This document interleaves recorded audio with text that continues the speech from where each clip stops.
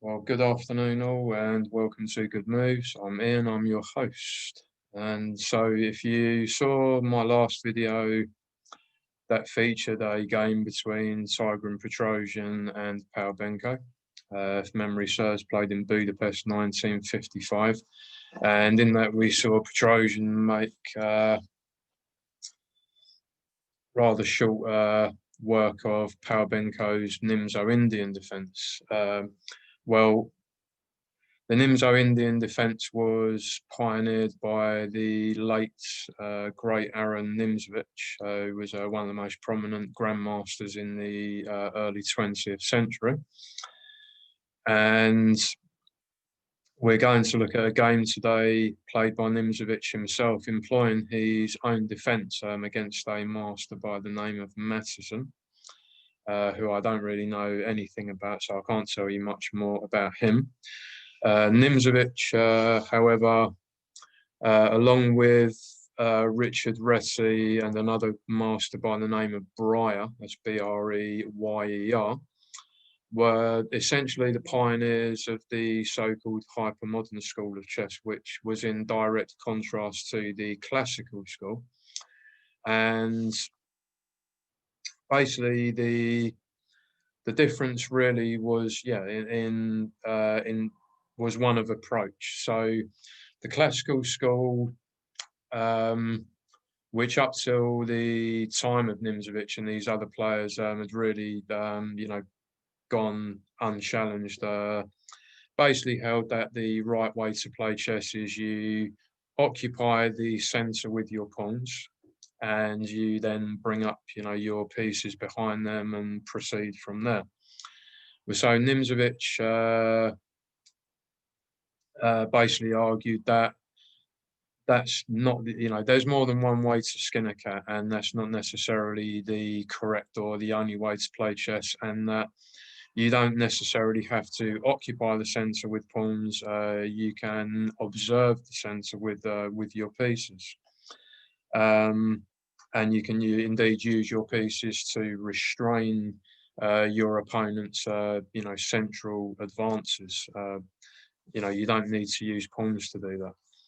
Nimzowitsch also introduced concepts such as blockade and prophylaxis, a term generally used in medicine, just means prevention, and prevention is better than cure, as they like to say. And Nimzowitsch's play has often been compared to First World War battle tactics, so trench warfare is what we're talking. Anyway, in this particular game, Nimzowitsch makes a fantastic demonstration of his concepts,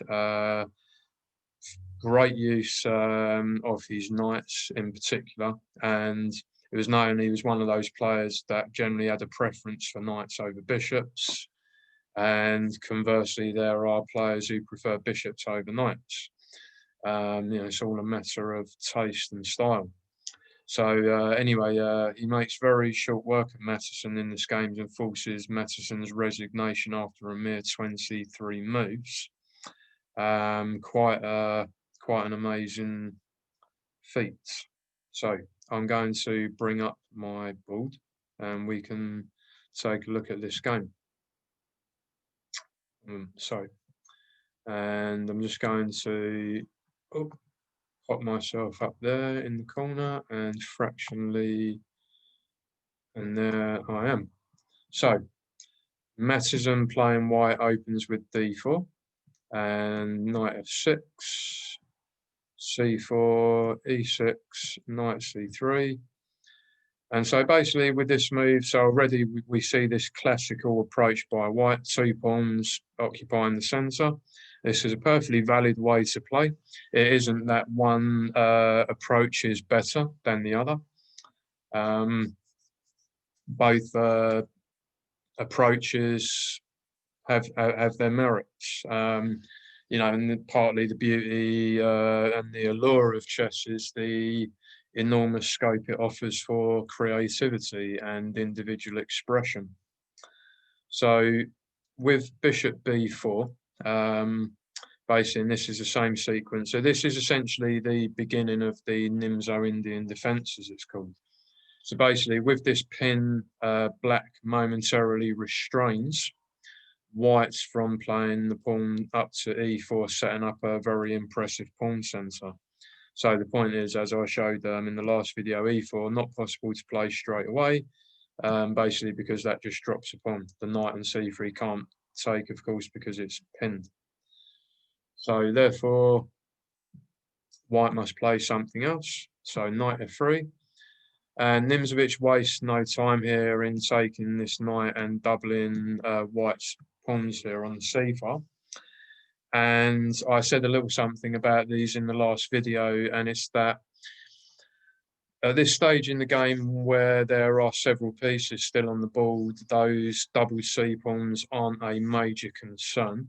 In some instances, it's possible to even dissolve the doubled pawns. Sometimes that pawn on c4 can advance to c5, particularly after black has played either his b pawn up to b6 or the d pawn up to d7. And that's one way of dissolving the doubled pawns. But that requires a certain compliance by black, to be sure. So the other thing I should say here is that, so with the absence of black's dark squared bishop, black has to appreciate the fact that he's left himself, it's not immediately obvious, and black hasn't incurred any weaknesses at this juncture. But with the absence of that dark squared bishop, sometimes black can become a little more vulnerable on the dark squares. And so in order to compensate for that, black often places some of his pawns, his central pawns at least, on dark squares. So yeah, in order to basically compensate for the absence of that bishop. So queen c2 here. So Matttison is basically preparing to potentially push his pawn to e4. And so basically after queen e7, a move which looks a little odd at first glance. Basically the idea of this is to be able to meet e4 with e5. And the point is that in the event of an exchange here on e5, that pawn is protected by black's queen on e7. So knight takes e5 is not possible. But for the moment, Matttison here plays bishop a3. It turns out that the bishop is not, is not very well posted here. But Mattison's idea is that he wants to play e4 and d5 and basically prevent, Nimzowitsch from capturing. But it's, Nimzowitsch is hardly likely to overlook, something as, basic as that. So he simply plays c5 here, which is a nice move, which basically impedes the scope of that bishop on a3, which now looks, a little questionable. It also means that Matttison can't dissolve these doubled pawns, as I alluded to moments ago. So with g3, Matttison intends to deploy his light squared bishop on this long diagonal. More usual would be to basically play this pawn on e2 up to e3 and then follow that up by playing bishop f1 to d3. Anyway, we get b. So Nimzowitsch plays here b6, and the idea is to challenge this bishop with his own. So after bishop g2, we get bishop b7. So basically, which means that this bishop can't, dominate this diagonal. Remember, like all openings, irrespective whether they're classical or hypermodern, are essentially entail like a struggle for the centre. But as long as there's some balance there, it will, generally be quite difficult for, either player to assume any advantage. So Both players now castle. Whoops, sorry, that's not castling, but that is.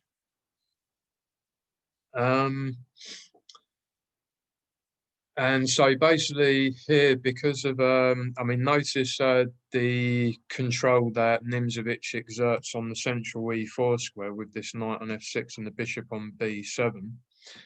I mean, so, you know, potentially he's ready, you know, to pounce on that by playing, you know, given if white doesn't act promptly, Nimzowitsch could play that knight into e4, follow that up by pushing the f pawn up to f5. And, you know, really, you know, take like a stranglehold, you know, of that e4 square. And sometimes if a player can dominate one of those central squares, particularly if the square is in the opponent's half of the board, that can be decisive in the long term. But so here, Matttison decides to with knight h4, basically he just wants to eliminate. He thinks that basically that Nimzowicz's bishop is essentially the more dangerous of the two because the bishop is taking aim at his king, even though there wasn't any immediate threat. Well, so Nimzowitsch basically just obliges him here, takes off the bishop. And so here it's possible for Matttison to recapture with either his king or his knight. And, well, knight takes bishop would have actually been the better way to recapture. And that could then be followed up by pushing the pawn up to e4 and the knight then to e3, and white would stand reasonably well. But Matttison here took with a king. And now, you know, the knight for the moment is left here on the side of the board where it's not particularly well placed. In any case, it's going to have to spend the move to get back in the game. So with queen b7 check, queen takes up a nice post here on and assumes the long diagonal that his bishop was previously operating on. And even here, noting that Matttison, you know, there's a few ways to get out of check here. One way that would not be at all good is by playing the pawn up to f3 here, because that would lose a knight to g5. Notice the knight has no flight square, so that of course would not be good. But knight to f3 is certainly okay here, and we can play the king back to g1 at an appropriate moment to get out of that pin, so that the knight on f3 can move again. But instead, this Matttison drops his king back to g1, and so again, I mean, you can see that it's just losing time. So Nimzowitsch, before bringing his other knight in the game, basically just goes on the offensive with this move, queen a6, basically targeting this c4 pawn. And now after queen b3 to defend the pawn, knight c6. And now, of course, it's not possible to play e4 because that basically Nimzowitsch has that square firmly under his control with the knight on f6. I just want to make sure I've got my bearings.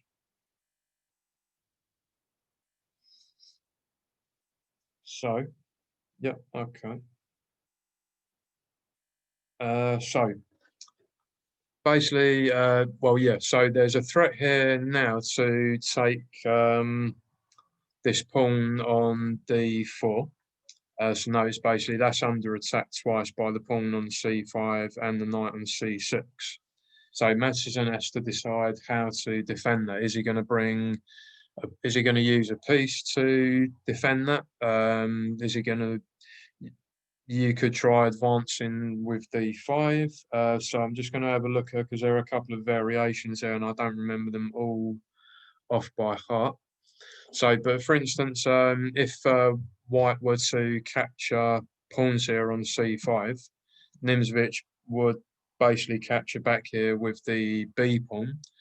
And the threat then is to play rook a to b8, for example, which would attack the white queen and would actually cost white his bishop on a3 if he wasn't careful. Basically, the queen wouldn't be in a position to maintain protection of that bishop. So that doesn't look too great for white. Another option would be to play this knight back to f3, which looks reasonable, bringing the knight back into the embattled sector. But then I've got here knight to a5. And if, for example, I mean, you could play, you probably could play knight to d2 here. No, sorry, what am I talking about? Sorry, that's stupid. You can't move the knight, of course, because your queen's under attack. So the only way to basically not lose this pawn on c4, of course, which is now under attack by two black pieces, would be basically to play your queen up to b5. There's something similar happens in the game. And basically now after this, basically this knight is coming into c4. This bishop on a3 is under attack. Bishop c1 is the only move to basically save the piece, not lose anything. And then basically after this move, knight to d5, that pawn on c3 is lost. There's no way to protect it. Anyway, so let's go back. So instead of knight to knight f3, sorry, Matttison here plays rook fd1, and we get knight to a5 anyway. And as I said, this sequence actually occurs in the game. So now after this queen exchange and pawn takes, of course, knight c4. And now basically, we see that this bishop a3 idea, really not so good. So the bishop has to go back. And so you see, white's lost, valuable time here. His pieces are not scattered as such, but the bishop's been forced back to its original square. That's cut off the communication, the connection between the two rooks. Meanwhile, this knight is still stranded here over on h4. This is, not a pretty picture for white. And meanwhile, Nimzowitsch, his rooks are connected. This knight's on a great square on c4. It can't really be challenged. In fact, the only piece that could challenge that is this white knight, but it's too far away to do that. Yeah, this is just a really nice position for black. So now it remains for Nimzowitsch to find a way to mobilize his rooks. So at the moment, neither of them are doing much. And in order to mobilize our rooks, we need to open files or place them on open files. And as it stands, there aren't any. So the way to do this is with this move a6. And it's a really nice move because this basically forces white to capture. I mean, notice here, you can't maintain the pawn on b5 with a move like a4 here, simply pawn takes pawn. And because of this pin on the a file, you basically can't recapture. Of course, basically that's just dropping a rook. So Matttison doesn't have a great deal of choice here, so he has to exchange pawns, and now suddenly, and the rook on the a file, the black rook now, suddenly is exerting a lot of pressure on the a2 pawn, and we're ready to bring our other rook on f8 across to a8, doubling rooks on the a file and increasing the pressure on Mattison's position. So We get an exchange of pawns here for what it's worth on d6, and simply pawn takes pawn here. And you needn't worry about that pawn on d6. That's adequately protected by the knight on c4 and the rook on a6, of course. Finally, Matttison decides to bring this knight back in the game, but it's too little, too late. So, black to continue.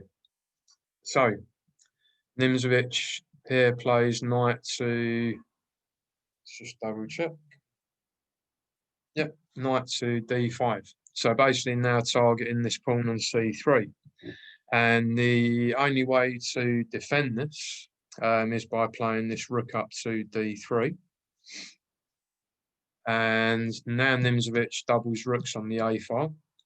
So now we're targeting this a2 pawn. And basically that's as good as gone. It doesn't matter if you push that up. You can't bring the rook back to d2, unfortunately, because of the knight on c4. So a last little try by Matttison to, cause some, disruption in Nimzowicz's position, but it's already over. So e4, yeah, kicks the knight, threatens the knight on d5, but that doesn't have to move immediately because Nimzowitsch has this nice little Zwischenschwung, or in-between move. So basically, here knight e5, another nice, move. These knights are just, some of the most beautiful knights I've ever seen in a game, actually. So of course the knight threatens the rook on d3, so there's no time to capture this because you're just losing the exchange. And the rook really doesn't notice that, the rook has no choice here but to move back to d1. I should note here that, rook d2 is no good basically because knight f3 check wins the exchange. Of course, the king's in check, and after it moves, that rook on d2 will fall. So rook d1 there, forced. And just double check my bearings. Yeah. Well, so actually in this position, Matttison resigned because it's basically hopeless. So a possible continuation may have been, for instance, knight takes pawn. And again here, the rook's basically very limited. You can rook d2, no good because of knight to f3 check. So really, no choice here but to go to f1. And then basically after rook takes a2, you're forced to trade rooks there. The bishop, it doesn't matter if the bishop moves, you're just losing a rook. So rook takes, rook is forced. And then just before we take back with the other rook, and it's better to take with the rook there than the knight because, the knight on a2 is just, does nothing. But before taking that, basically, we're throwing this check. And the point of this is that after king h1, which is forced here, now after rook takes a2, regaining our rook, problem for white is that he's 2 pawns down at this stage. That's significant. And also this pawn on e4 is doomed. And the point of this throwing in this check on f3 was so that basically white can't here play e5, basically simply because, it's just lost. So just to show you the final position.